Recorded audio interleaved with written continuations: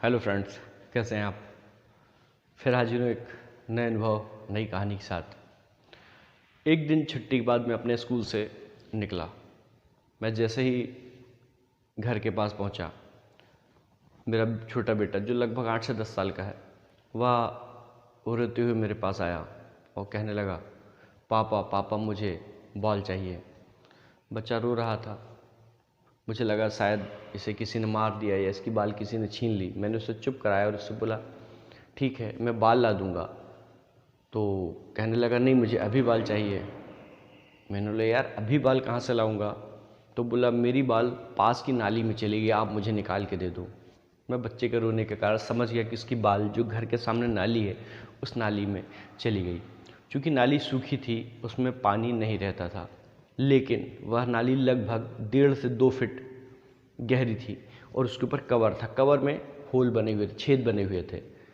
मुझे समझते देर नहीं लगी कि उसकी बाल उन छेद के माध्यम से नाली के अंदर गिर गई है। मैंने बोला, चलो मैं निकाल देता हूँ। मैं वहाँ पहुँचा, मैंने देखा होल बस इतने ही बड़े थे कि इसमें बाल जा सकती है। मैंने काफ़ी प्रयास किया, मुझसे बाल नहीं निकली। मैंने सरलतम तरीका अपनाया। मैंने उससे बोला, बेटा चिंता मत कर, कल तुझे नई बाल ला दूंगा। बच्चा मेरी बात मान गया और वो खेलने में व्यस्त हो गया। 2-3 दिन बाद फिर उसकी बाल नाली में चली गई। फिर मेरे पास आया, मैंने वही पुराना तरीका अपनाया कि भाई मैं तुझे नई बाल ला दूंगा। बच्चा संतुष्ट होकर चला गया। इस प्रकार उस महीने में लगभग 2 से 3 बार उसकी बाल उस नाली में गई। हर बार मैं वही तरीका अपनाता, उसे आश्वासन देता, एक नई बाल दे देता और अपनी समस्या खत्म कर लेता। एक दिन की बात है, उस नाली के पास मेरे स्कूल के ही 4-5 बच्चे खड़े हुए थे। मैं वहाँ गया, मैंने उनको बुलाया, मैंने, बेटा क्या कर रहे हो। वे कहने लगे, सर नाली में हमारी बाल चली गई है।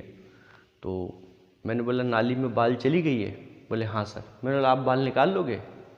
वे बोलने लगे, हाँ सर हम निकाल लेंगे। मुझे थोड़ा आश्चर्य हुआ, मन में कुछ उत्सुकता हुई देखने की, यार देखूँ ये बच्चे बाल निकालते कैसे हैं, क्योंकि मैं पिछले 1 महीने में उस नाली से बाल निकालने का तरीका नहीं ढूंढ पाया। मैं वहीं पे खड़ा हो गया। मैंने देखा कक्षा 6वीं का एक बच्चा गया, लगभग 2.5-3 फीट लंबा एक बांस का एक टुकड़ा लेके आया। उसने बांस के एक सिरे को पत्थर से फोड़ना चालू किया। वह सिरा फूट के फैल गया।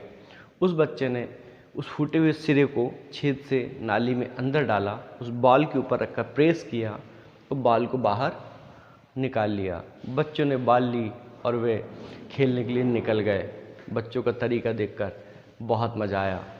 मैं बहुत खुश हुआ, मतलब वाह यार क्या तरीका है। लेकिन साथ में अपने पर गुस्सा भी आई कि मैं इतना बहुत होशियार बनता हूँ, मैं बहुत बुद्धिमान हूँ, मैं बहुत पढ़ा लिखा हूँ, मैं बहुत अनुभवी हूँ। मेरे दिमाग में यह एक छोटा सा तरीका क्यों नहीं आया।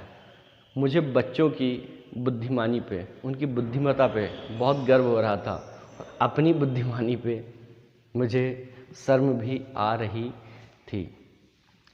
मैं बहुत खुश हुआ, मैं घर निकल गया। फिर मेरे मन में विचार आया कि यार मैं यह तरीका क्यों नहीं सोच पाया, जबकि बहुत सरल तरीका था, बहुत आसानी से उपलब्ध था। तब मुझे समझ आया, क्योंकि मैंने उस समस्या की प्रकृति को नहीं समझा, मैंने समस्या को हल करने का प्रयास ही नहीं किया।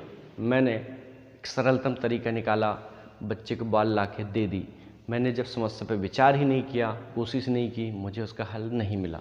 लेकिन उन बच्चों के पास उस बाल को निकालने के अलावा कोई विकल्प नहीं था। उनके पास दूसरी बाल नहीं थी, उनके पास एकमात्र उपाय था, उसी बाल को निकालें तभी वे खेल सकते, अन्यथा नहीं। इसलिए उन बच्चों ने तरीका ढूंढा, अपनी बाल निकाली और खेलने लगे। यही होता है हमारे साथ। हमारे पास जब समस्याएं आती हैं या कोई टास्क आता है, हम शॉर्टकट निकालते हैं, एक बाईपास निकालते हैं और उस समस्या से साइड से होके निकल जाते हैं। समस्या यथावत रहती है या समस्या हमारी बढ़ती चली जाती है। यदि हम एक बार प्रयास करें, समस्या की प्रकृति को समझें और उसका कोई हल निकालने की कोशिश करें, कोई प्रयास करें, तो निश्चित रूप से हमें हल मिल जाता है। फिर मिलूँगा ऐसे ही एक नए अनुभव के साथ। थैंक यू, नमस्कार। ऐसे ही प्रेरक प्रसंग और कहानियों को पढ़ने के लिए अवश्य ख़रीदें मेरी पुस्तक सफलता की सोच, जो कि अमेज़न पर उपलब्ध है। इसका लिंक नीचे डिस्क्रिप्शन बॉक्स में दे दिया गया है। Thank you. नमस्कार।